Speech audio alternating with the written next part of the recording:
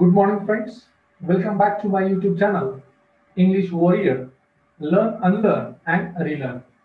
Dear learners, today we are going to learn verb phrase in this e-lecture. Dear learners, I would like to request you all to watch my earlier video on verbs. The link of the earlier videos I have given in the description box.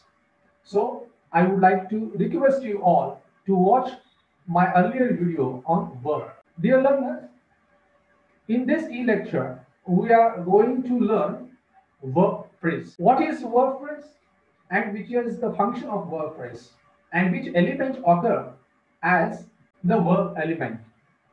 The verb phrase functions as the verb element or predicator in a clause. A verb phrase may be either simple or complex. A simple VP contains only one verb, which is main verb. A complex VP, on the other hand, comprises more than one verb. For example, the old man danced. Here, in this example, dance is the main verb. So, it is the simple verb phrase, as there is only one verb and that is the main verb. In the second example, the old man is dancing. In this example, is dancing is the verb phrase and this is the example of complex verb phrase. Now, we will move towards the types of verb phrase, finite verb phrase and non-finite verb phrase. In a finite verb phrase, the first or the only element is always a finite verb form, while the other elements which following it are non-finite verbs. For example, he may have been being played. In this example, may, the first verb is the finite verb and the rest of the all other verbs are non-finite verbs. Dear learners, what is the structure of verb phrase?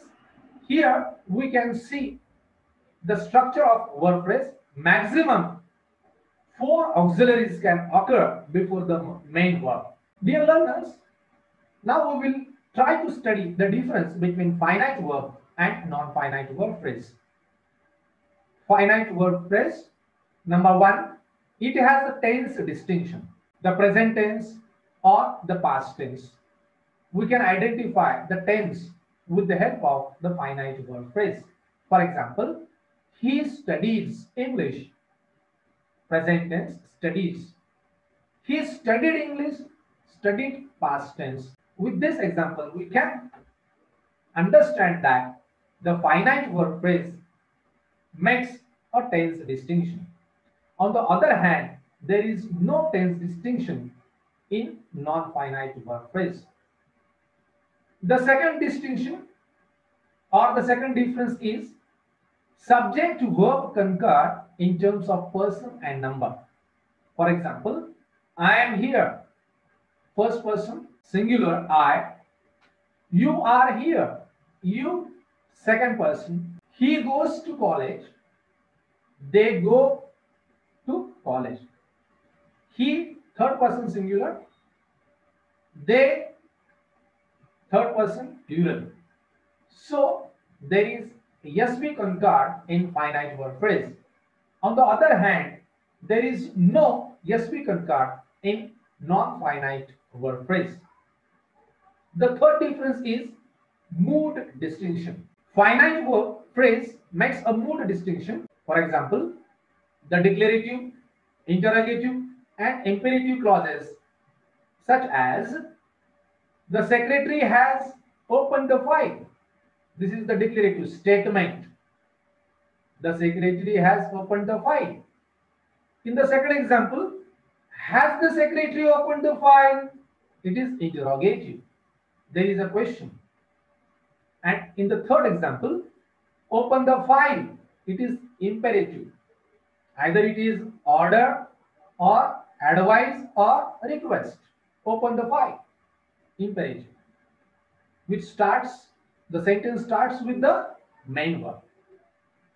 On the other hand, there is no mood distinction in non-finite verb phrase. With the help of these examples, we can understand that the non-finite verb phrases may be classified and illustrated. For example, to smoke as a chain smoker is injurious to health. This is to infinitive non-finite verb phrase. The second example is the example of dash ing participle non-finite verb phrase. I hate smoking. In this example, hate is the finite verb which makes tense distinction. But here, smoking, it is non-finite verb phrase. The third example is asked to come early. We arrived at 3. This is the example of dash en participle or pp verb phrase. Asked dash ed. That is the third form of the verb.